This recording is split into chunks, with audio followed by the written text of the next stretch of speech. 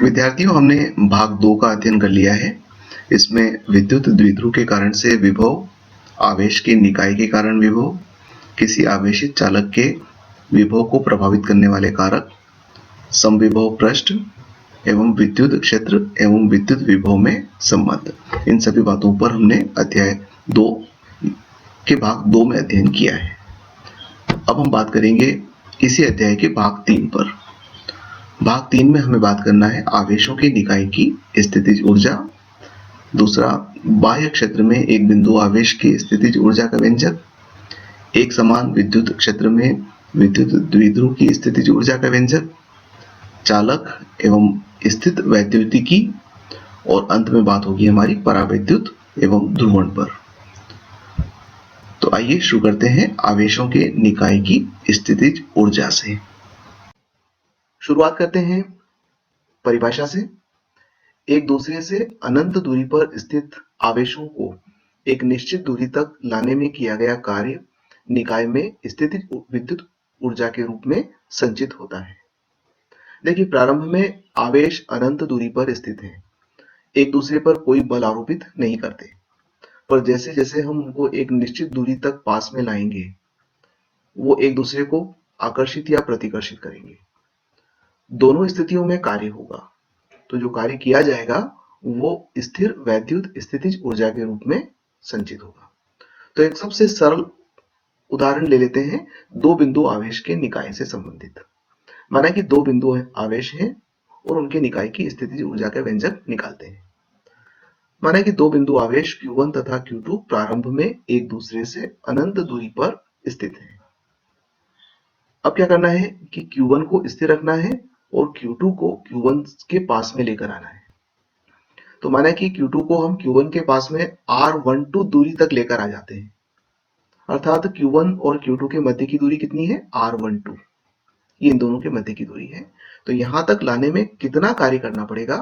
तो इसके लिए सीधा सा व्यंजक है, आवेश हम Q2 को लेकर आ रहे हैं, इसलिए आवेश Q2 गुणित Q1 के कारण से R12 दूरी पर विभव।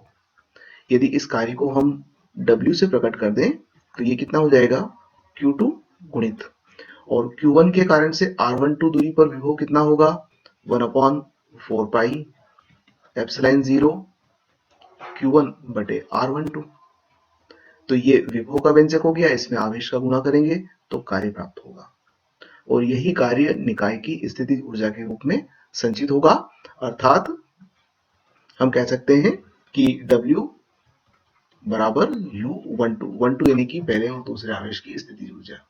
तो U12 के लिए हम लिख सकते हैं Q2 गुणित Q1 बटे 4 पाई एप्सिलॉन 0 R12, या इसको थोड़ा सा अलग रूप में लिखना है तो U12 बराबर Q1 गुणित Q2 बटे 4 पाई एप्सिलॉन 0 R12। तो ये दो बिंदु आवेशों के निकाय के कारण से स्थितिज ऊर्जा का व्यंजक हुआ। अब बात कर लेते हैं कि यदि तीन बिंदु होंगे तो क्या होगा? तीन बिंदु आवेश के निकाय की स्थितिज ऊर्जा। तो माना कि तीन बिंदु आवेश Q1, Q2 तथा Q3 प्रारंभ में एक दूसरे से अनंत दूरी पर स्थित हैं। देखिए, चित्र में नजर आ रहा है, ये Q1 आवेश है, ये Q2 आवेश है और Q3 आवेश है।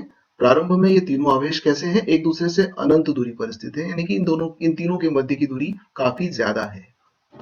अब क्या करते हैं कि Q2 को Q1 से R12 दूरी तक लाने में किया गया कार्य। अब जैसे तीन आवेश हैं तो हम एक काम करते हैं कि Q1 को अपनी जगह पर स्थिर रख लेते हैं और पहले Q2 को पकड़ के लाते हैं, अनंत से धीरे धीरे धीरे धीरे पास में लाएंगे और कहां तक लेकर आएंगे? R12 दूरी तक लेकर आएंगे। तो सबसे पहले ये दो बिंदु निकाय बनेगा। एक आवेश था, उसके पास में दूसरा आवेश लेकर आ गए। तो दो बिंदु निकाय के लिए अभी हमने व्यंजक निकाला है और उसमें कहा था कि यदि Q2 को Q1 के पास लाएंगे तो हमें जो कार्य करना पड़ेगा वो इस निकाय की स्थितिज ऊर्जा होगी, और इसको अपन U12 से प्रकट कर दें तो U12 बराबर होगा Q2 गुणित Q1 के कारण R12 दूरी पर विभव, यानी कि आवेश और इस बिंदु पर इस आवेश के कारण विभव। तो U12 बराबर हो जाएगा Q1 गुणित Q2 बटे 4 पाई एप्सिलॉन 0 R12। अब हमारे दो आवेश हो गए और अब इन दो आवेशों के पास में हम तीसरा आवेश लेकर आए। अब ध्यान दीजिएगा, आप तीसरा आवेश जब लेकर आएंगे तो क्या होगा? ये आवेश भी इस पर बल लगाएगा और ये आवेश भी इस पर बल लगाएगा। अर्थात इसको इन दोनों आवेशों के बल के विरुद्ध कार्य करना पड़ेगा। तो सीधा सा ये कह सकते हैं कि इसके कारण से यहाँ पर कितना विभव और इसके कारण से यहाँ पर कितना विभव, उन दोनों विभवों के योग का गुणा जब Q3 से करेंगे तो फिर इसको इन दोनों के पास में लाने में जो कार्य करना पड़ेगा वो इसकी स्थितिज ऊर्जा के रूप में संचित हो जाएगा। वही बात हम एक बार देख लेते हैं कि Q3 को Q1 से R13 तथा Q2 को R23 दूरी तक लाने में किया गया कार्य। मतलब Q3 को हम इससे Q1 से R13 दूरी तक लेकर आए और Q3 को Q2 से R23 दूरी तक लेकर आए तो कितना कार्य करना पड़ेगा, वो स्थितिज ऊर्जा के रूप में संचित होगा U13 यानी कि इन दो आवेशों के हिसाब से और U23 यानी कि इन दोनों आवेशों के मान से। तो U13 प्लस U23 बराबर हो जाएगा Q3 यानी कि आवेश जिसको लाया जा रहा है गुणित Q1 तथा Q2 द्वारा उत्पन्न विभव। कहां पर, इस बिंदु पर, ये पर्टिकुलर बिंदु है। यहाँ पर इन दोनों के कारण से जो विभव होगा इसका जब आवेश से गुणा करेंगे तो हमें इसका मान प्राप्त हो जाएगा। तो Q1 और Q2 के कारण से कितना विभव होगा, तो वो होगा Q1 बटे 4 pi epsilon 0 R13 plus Q2 बटे 4 पाई एप्सिलॉन 0 R23 और इस पूरे का गुणा हमने कर दिया Q3 से। अब आप देखिए कि इतना विभव तो पहले संचित हो गया जब Q2 को लेकर आए थे और ये विभव और ये स्थितिज ऊर्जा और संचित हो गई जब हम Q3 को लेकर आए। तो Q2 को लाने में इतनी स्थितिज ऊर्जा और Q3 को लाने में इतनी स्थितिज ऊर्जा, तो कुल स्थितिज ऊर्जा क्या हो जाएगी, तीनों का योग हो जाएगा U बराबर U12 plus U13 plus U23 और जब आप तीनों को जोड़ दोगे तो ये वाला व्यंजक प्राप्त होगा। तो ये तीन आवेश निकाय के लिए स्थितिज ऊर्जा का व्यंजक हुआ। विद्यार्थियों, अभी हमने बात किया कि दो बिंदु आवेश हों तो उस निकाय की स्थितिज ऊर्जा कितनी होगी, या फिर तीन बिंदु आवेश हों तो उस निकाय की स्थितिज ऊर्जा कितनी होगी। अब हम बात करते हैं कि माना कि एक बिंदु आवेश है और वो किसी विद्युत क्षेत्र में रखा हुआ है तो उस बिंदु आवेश की स्थितिज ऊर्जा कितनी होगी। माना कि Q एक बिंदु आवेश है, इस आवेश को बाह्य विद्युत क्षेत्र E में अनंत से किसी बिंदु तक लाने में किया गया कार्य आवेश की उस बिंदु पर स्थितिज ऊर्जा को व्यक्त करेगा। अर्थात बिंदु आवेश को हम अनंत से लेकर आएंगे, विद्युत क्षेत्र में लेकर आएंगे और जो कार्य करेंगे वो स्थितिज ऊर्जा के रूप में संचित होगा। तो जैसा कि हम जानते हैं कि यदि एकांक धन आवेश को लेकर आए अनंत से विद्युत क्षेत्र के अंदर तो किया गया कार्य विद्युत विभव कहलाता है। ये विद्युत विभव की परिभाषा हमने देखी है। तो एकांक धन आवेश को लाने में किया गया कार्य विभव कहलाता है और हम यदि Q आवेश को लेकर आ रहे हैं तो जो कार्य करेंगे वो स्थितिज ऊर्जा कहलाएगा। तो सीधा सा कि आवेश की स्थितिज ऊर्जा कितनी हो जाएगी, आवेश गुणित विभव, एकांक आवेश के लिए किया गया कार्य गुणित आवेश का मान। तो ये स्थितिज ऊर्जा को व्यक्त करेगा कि यदि एक बिंदु आवेश को हम विद्युत क्षेत्र में लेकर आए तो विद्युत क्षेत्र में उस बिंदु पर विभव का मान और आवेश का गुणनफल उस बिंदु आवेश की स्थितिज ऊर्जा को व्यक्त करेगा। अब हम थोड़ी आगे बात कर लेते हैं कि माना कि दो बिंदु आवेश Q1 और Q2 को हम लेकर आ रहे हैं।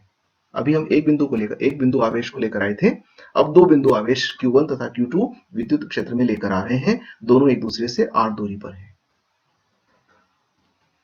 तो ऐसी स्थिति में स्थितिज ऊर्जा का मान क्या हो जाएगा, तो देखिए कि माना कि पहला बिंदु Q1 जो है उसको हम लेकर आ रहे हैं उस बिंदु तक जहां विभव का मान V1 है और Q2 को लेकर आ रहे हैं उस बिंदु तक जहां विभव का मान V2 है। तो Q1 को V1 विभव तक लाने में किया गया कार्य कितना हो जाएगा, Q1 गुणित V1। तो एक कार्य तो ये हो गया। दूसरा, Q2 आवेश को V2 विभव तक लाने में किया गया कार्य आवेश गुणित विभव, तो Q2 गुणित V2, एक ये हो गया कार्य। और दूसरा ये है कि Q1 और Q2 एक दूसरे से जब r दूरी पर आएंगे, पहले तो ये एक दूसरे से अनंत दूरी पर थे, अब r दूरी पर आ गए तो ये भी एक निकाय बनाएंगे Q1 और Q2। तो Q1 और Q2 की स्थितिज ऊर्जा हो जाएगी Q1 गुणित Q2 बटे 4 पाई एप्सिलॉन 0 r। तो इस प्रकार से हम देख रहे हैं कि कुल तीन भाग में यहां पर कार्य हुआ। पहला, Q1 आवेश को V1 विभव तक लेकर आने में किया गया कार्य, Q2 आवेश को V2 विभव तक लेकर आने में किया गया कार्य, और तीसरा Q1 और Q2 को R दूरी तक लेकर आने में किया गया कार्य। जब ये तीनों कार्यों को हम जोड़ेंगे तो ये संपूर्ण निकाय की स्थितिज ऊर्जा को व्यक्त करेगा। तो ये दो बिंदु आवेश यदि विद्युत क्षेत्र E में एक दूसरे से R दूरी तक हम लेकर आए तो स्थितिज ऊर्जा का मान U होगा, उसे इस समीकरण के द्वारा व्यक्त करेंगे। अब बात कर लेते हैं कि एक समान विद्युत क्षेत्र में विद्युत द्विध्रुव की स्थितिज ऊर्जा कितनी होती है। सबसे पहले कि द्विध्रुव किसे कहते हैं, इसकी परिभाषा है कि दो समान किंतु विपरीत प्रकृति के आवेश यदि एक दूसरे से सूक्ष्म दूरी पर रखे हों तो इस निकाय को विद्युत द्विध्रुव कहते हैं। तो माना कि एक विद्युत द्विध्रुव है, यहाँ देखिए आप चित्र में ये स्थिति की हम बात कर लेते हैं कि ये बिंदु ए है, ये बिंदु बी है, तो ए भी एक विद्युत द्विध्रुव है। ए पर आवेश का मान प्लस क्यू है, बी पर आवेश का मान माइनस क्यू है, और ये एक बाह्य विद्युत क्षेत्र ई के साथ थीटा कोण बनाते हुए रखे गए हैं। तो अब ऐसी स्थिति में क्या होगा, देखिए प्लस क्यू आवेश पर एक बल लगेगा एफ विद्युत क्षेत्र की दिशा में, जबकि माइनस क्यू आवेश पर बल लगेगा एफ, उसकी दिशा होगी विद्युत क्षेत्र के विपरीत दिशा। ये दोनों बल मिलकर एक बल युग्म का निर्माण करेंगे और इस बल युग्म के कारण से बल युग्म का आघूर्ण पैदा होगा। तो हम लिख लेते हैं कि विद्युत द्विध्रुव पर बल युग्म का आघूर्ण टाउ, इसको टाउ से प्रकट करते हैं, और इसका मान कितना होता है, हमने इसके बारे में विस्तृत बात करी है पिछले अध्याय में। आपने देख लिया होगा कि बल युग्म का आघूर्ण बराबर होता है Pe sin थीटा। यहाँ पर P द्विध्रुव आघूर्ण है, E विद्युत क्षेत्र की तीव्रता है, और थीटा इन दोनों के बीच बनने वाला कोण है, ये थीटा। अब हमें बात करना है स्थितिज ऊर्जा की। तो किसी द्विध्रुव की स्थितिज ऊर्जा कितनी होती है, इसकी सीधी सी परिभाषा आप देखिए यहाँ पर दे दी है हमने। ये परिभाषा कहती है कि किसी विद्युत द्विध्रुव को विद्युत क्षेत्र के लंबवत दिशा से, यानी कि प्रारंभ में हमने उसको कैसे रखना है, लंबवत रखना है, जैसे ये A1 B1 स्थिति में नजर आ रहा है। लंबवत दिशा से थीटा कोण तक घुमाने में किया गया कार्य। अब आप इसको घुमाइए, यहां से यहां तक लेकर आएंगे, A2 B2 स्थिति में लेकर आएंगे, ये विद्युत क्षेत्र के साथ थीटा कोण बनाता है। तो यहां से यहां तक घुमाने में जो कार्य करेंगे वो कार्य स्थितिज ऊर्जा के रूप में संचित होगा। हम जानते हैं कि किसी द्विध्रुव को θ1 कोण से θ2 कोण तक घुमाने में कितना कार्य करना पड़ता है, तो कार्य करना पड़ता है W बराबर PE cos θ1 माइनस cos θ2। यहाँ पर थोड़ी सी मिस्टेक है, cos आएगा तो cos θ2। अब आप देखिए कि यदि θ1 90 हो, जैसा कि हमने परिभाषा में कहा है कि लंबवत दिशा से घुमाना शुरू करेंगे, यानी कि शुरुआत में जो θ1 है वो कितना है, 90 है, और कहाँ तक घुमाएंगे उसे हम, थीटा कोण तक घुमाएंगे, यानी कि θ2 का मान जो है वो कितना है, थीटा है।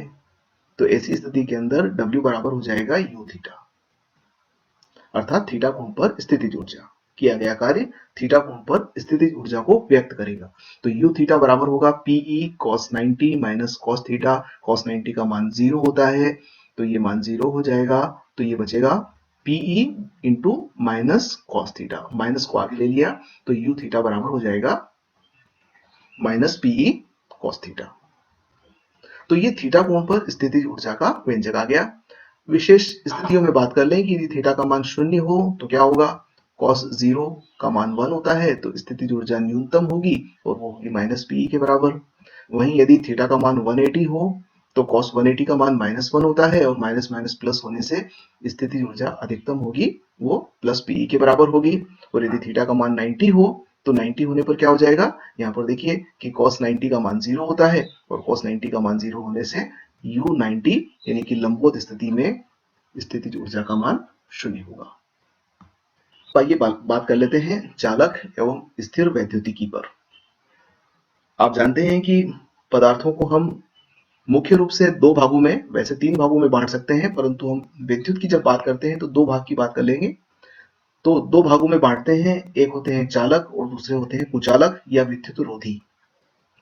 तो चालक क्या होते हैं, चालक वे पदार्थ होते हैं जो आवेश को अपने अंदर से प्रवाहित होने देते हैं, अर्थात इसमें से होकर आवेश प्रवाहित होता है। समस्त धात्विक चालकों में मुक्त इलेक्ट्रॉन पाए जाते हैं। जितनी भी धातुएं हैं, मिश्र धातुएं हैं, इनमें क्या होते हैं, मुक्त इलेक्ट्रॉन होते हैं, और ये मुक्त इलेक्ट्रॉन जैसे ही विभवांतर लगाते हैं तो उच्च विभव की ओर गति करने लगते हैं। इसके कारण से विद्युत धारा प्रवाहित होती है, या फिर यदि मुक्त आवेश रखा हुआ है और विभवांतर है तो वो उच्च विभव की ओर जाएगा, ऋण आवेश, तो वो गति करने लगते हैं। तो चालकों के अंदर, धात्विक चालकों के अंदर मुक्त इलेक्ट्रॉन पाए जाते हैं। यदि हम विद्युत अपघट्य की बात कर लें तो विद्युत अपघट्य भी विद्युत के सुचालक होते हैं, और विद्युत अपघट्यों के अंदर धनायन होते हैं और ऋणायन होते हैं। आप जानते हो, जैसे अगर अपन NaCl साधारण नमक सोडियम क्लोराइड को पानी में घोलेंगे तो सोडियम धनायन बनेगा और क्लोरीन का ऋणायन बनेगा। तो सोडियम भी गमन करेगा और क्लोरीन भी आयन गमन करेगा। तो यदि विद्युत अपघट्य की बात करें तो वहां पर दो प्रकार के आवेश वाहक हो गए, एक धनायन हो गया और एक ऋणायन हो गया। हम लोग अभी विद्युत अपघट्य के बारे में बात नहीं करेंगे, हमारी बात जो होगी वो धात्विक चालकों के बारे में होगी। धात्विक चालक निम्न गुणों का प्रदर्शन करते हैं। देखिए क्या क्या गुण है। पहला, चालक के अंदर स्थिर वैद्युत क्षेत्र शून्य होता है। चालक चाहे ठोस हो चाहे खोखला हो, उसके अंदर विद्युत क्षेत्र का मान शून्य होता है, उसमें विद्युत क्षेत्र नहीं होता। दूसरा, आवेशित चालक के पृष्ठ के प्रत्येक बिंदु पर विद्युत क्षेत्र की दिशा अभिलंबित होती है। यहाँ ध्यान देने वाली बात है कि जब भी किसी चालक को आवेशित किया जाता है तो संपूर्ण आवेश उसकी पृष्ठ पर पाया जाता है, अंदर नहीं पाया जाता। इस कारण से अंदर क्षेत्र शून्य है। इसके बारे में हमने विस्तृत बात की है, गॉस के प्रमेय या गॉस का जो नियम है पिछले अध्याय में, उस पर बात की है कि ऐसा क्यों होता है, तो आपको वहां पर समझ में आ जाएगा। तो जितना भी आवेश है वो कहाँ पाया जाता है, पृष्ठ पर पाया जाता है। अब पृष्ठ से जो विद्युत क्षेत्र रेखाएं होती है वो कैसे निकलती हैं, अभिलंबवत निकलती हैं। अर्थात हम कह सकते हैं कि विद्युत क्षेत्र की दिशा अभिलंबवत होती है पृष्ठ पर। और तीसरा जो विशेष गुण है इसका, वो है कि चालक का विद्युत विभव नियत रहता है और इसका मान पृष्ठ पर विभव के समान होता है। चालक के पृष्ठ पर जितना विभव होता है उतना ही विभव अंदर भी होता है। यहाँ एक बात आप लोग ध्यान रखेंगे कि चालक के अंदर विद्युत क्षेत्र शून्य होता है, परंतु विद्युत विभव का अस्तित्व होता है। विद्युत विभव अशून्य होता है और उसका मान कितना होता है, पृष्ठ के विभव के बराबर होता है। अब इसी का उपयोग करते हुए हम एक स्थिर विद्युत परिरक्षण कर सकते हैं, यानी कि अगर शेल्टिंग कर सकते हैं, किसी भी चीज को हमें विद्युत के प्रभाव से बचाना हो तो हम इस गुण का उपयोग करते हैं। किस प्रकार से, तो किसी भी चालक के अंदर विद्युत क्षेत्र का मान शून्य होता है। जैसा कि हमने अभी कहा कि विद्युत क्षेत्र नहीं होगा तो अब क्षेत्र शून्य है। यदि किसी चालक या खोखले चालक की बात करें तो उसके अंदर भी विद्युत क्षेत्र का मान शून्य ही होगा। अतः इस गुण का उपयोग विद्युत आवेश के समीप या विद्युत क्षेत्र में स्थित किसी वस्तु को उसके प्रभाव से बचाने के लिए किया जा सकता है। यदि किसी वस्तु को हमें विद्युत क्षेत्र से बचाना है कि उस पर उसका प्रभाव न पड़े तो उसको क्या करना चाहिए, खोखले चालक के अंदर रख दें, क्योंकि खोखले चालक के अंदर विद्युत क्षेत्र शून्य होता है। तो बाहर विद्युत क्षेत्र का अस्तित्व रहेगा परंतु अंदर रखी हुई वस्तु पर उसका कोई प्रभाव नहीं पड़ेगा।